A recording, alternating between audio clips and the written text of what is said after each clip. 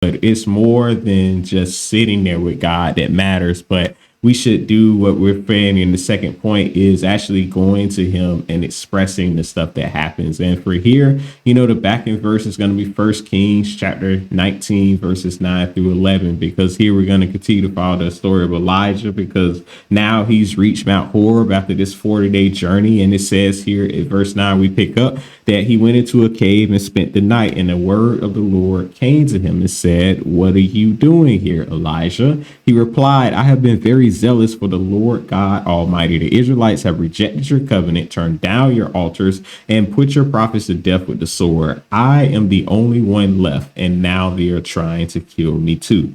The Lord said, "Go out and stand on the mountain in the presence of the Lord, for the Lord is about to pass by." And so here, while he's resting in the cave the entire night, Elijah is talking to God. God simply asks him, "What are you doing here?" And he begins to express, the pain that he feels, the failure that he's experienced of trying to turn Israel back to God and them not wanting to follow him. He begins to talk about his isolation and him feeling like he's the only one left, in this place of millions of people that still wants and has a relationship with God. And in this, you can see, not just a man that is pretty considered one of the most powerful prophets of the Old Testament and the New Testament for that matter, but you see a person, a regular person that is deeply hurt, deeply convicted, deeply distressed about his life and the situations that he's in. And I think that when you look at the Bible in this way, or you look at Elijah in this way specifically, like it makes him more relatable. And it really helps see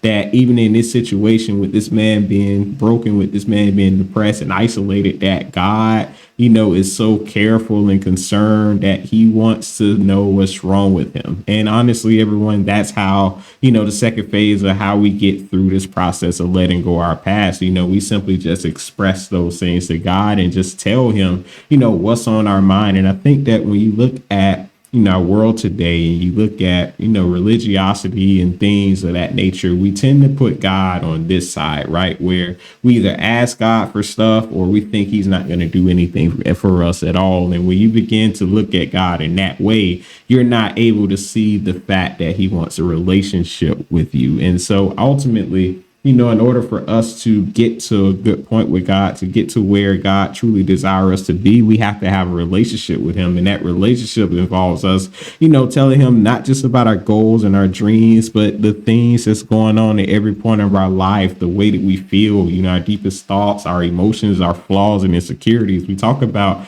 the things that we desire to do in this world and just everything else in between. And it's by doing that we're able to come forward with, the struggles and stuff that we have, and we're able to truly overcome them. And I'm telling you that, I learned that during that particular season of my life. Once again, the thing that I went through earlier with my former church and my former pastor, because the Lord would literally ask me, as I was going through the Bibles, I was going through prayer, like, what's wrong? Tell him my feelings, tell him my emotions, tell him my expressions and the things that I was dealing with. And as I began to communicate with the Lord about this stuff, like I truly began to feel better about the situations that I was going through. And I think that when you really look at it, everyone, you have to come to a place where you're able to let all of that stuff go. You're able to let go of everything that you've done with your past. You have to be able to vent those things out and vent them out in a healthy way. And I can tell you that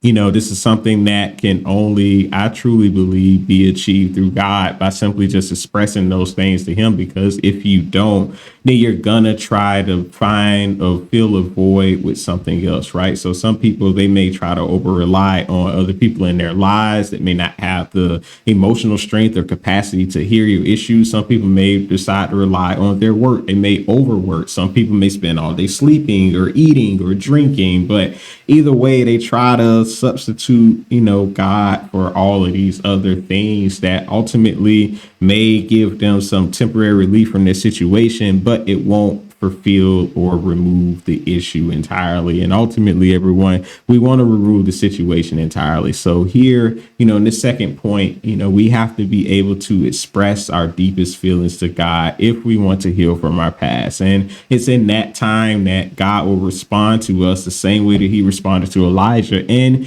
give us everything that we need to overcome them. So here God asked him, what was going on. And he told him to go and stand on the mountain, and he himself was going to pass by. In my situation, the Lord asked me what was going on, and I told him what was going on. And he simply told me, well, funny, similar to Elijah, to just wait and allow the things to pass. Like, don't go and confront anybody. Don't go talk to anyone. Just sit, wait, stay with me, and everything is going to be okay. And ultimately,